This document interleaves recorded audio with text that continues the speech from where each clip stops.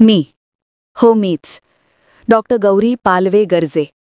आज तुम्ही माझा फोटो पाहता, बातम्यांमध्ये माझं नाव पाहता, माझ्यावर लेख येतात, व्हिडिओ बनतात. पण माझ्या आयुष्याच्या वेदना मला जिवंत असताना कुणालाच दिसल्या नाहीत. लोक म्हणतात डॉक्टर म्हणजे जीव वाचवणारे.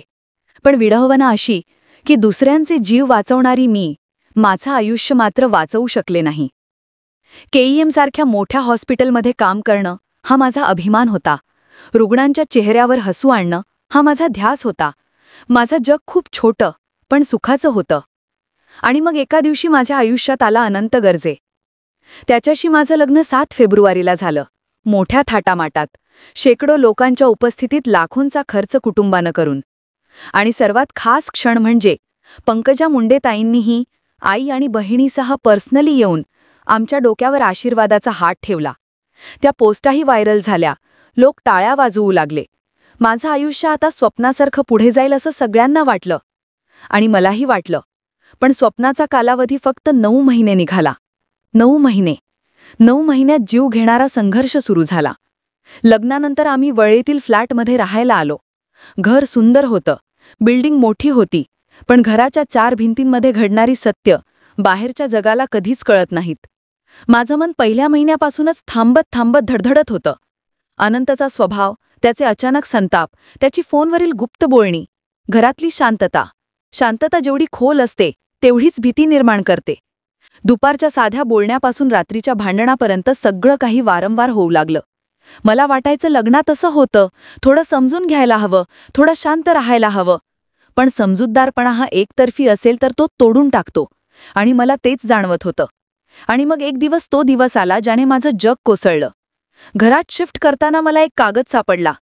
एक कन्सेंट फॉर्म. एका गर्भवती महिलेचं नाव किरण इंगळे आणि पती अनंत भगवान गर्जे. त्या क्षणी माझ्या पायाखालची जमीनच गेली. मला क्षणभर विश्वासच बसत नव्हता की ज्या व्यक्तीशी मी संसाराची स्वप्न विणली, जिच्यासाठी माझ्या घरच्यांनी आयुष्याची कमाई खर्च केली, ज्याला मी नवरा मानलं, त्याचाच भूतकाळ माझ्यापासून आणि माझ्या कुटुंबापासून लपवलेला होता. मी डॉक्टर होते, पण त्या एका कागदाने माझं हृदयच मृत झालं. मी ते कागदाचे फोटो वडिलांना व्हॉट्सॲपवर पाठवले. त्यांनी विचारलं, गौरी, सगळं ठीक आहे ना? आणि मी कायमप्रमाणे त्यांना खोटं हसू देत म्हणाले, हो, सगळं ठीक आहे बाबा. कारण मुलगी कधी आईवडिलांना वेदना दाखवत नाही, त्यांना चिंता देत नाही.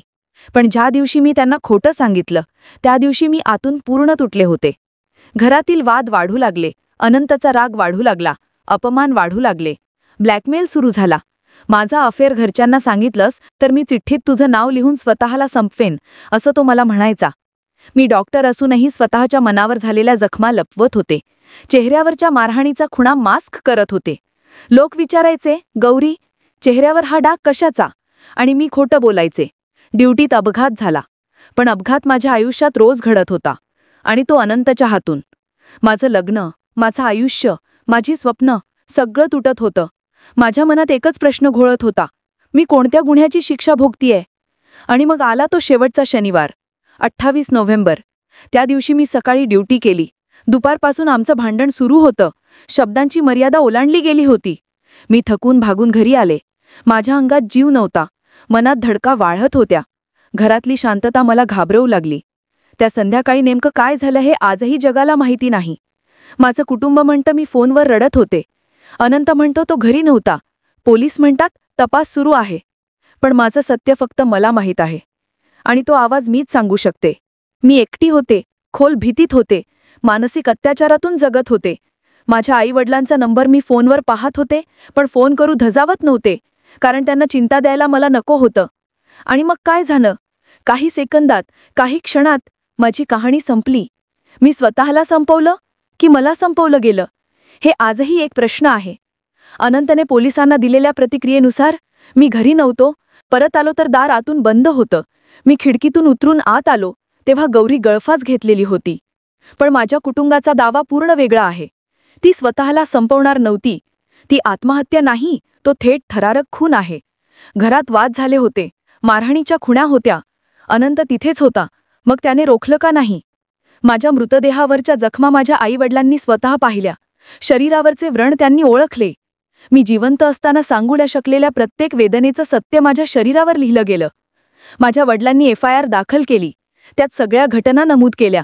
अनंतचे मिस्ड कॉल, त्याचं विचित्र वागणं, त्याने गौरीने स्वतःला संपवलं आहे म्हणत दिलेले कॉल्स आणि नंतर हॉस्पिटलमधून पळून जाणं.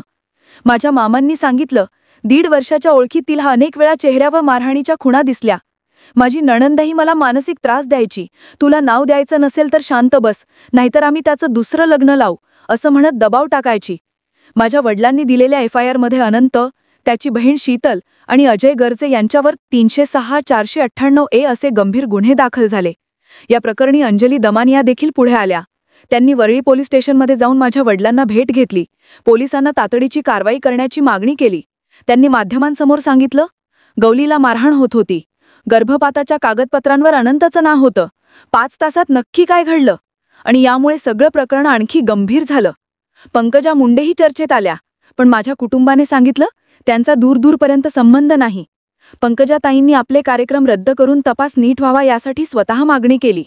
माझा मृतदेह इन कॅमेरा पोस्टमॉर्टमसाठी मागवण्यात आला.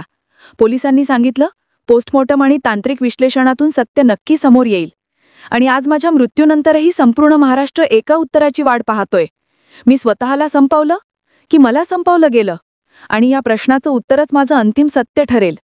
मी आज शरीराने नाही तर माझ्या आवाजाने जिवंत आहे. आई, बाबा, मी तुमच्या जवळच आहे. माझ्यासाठी न्याय मिळालाच पाहिजे.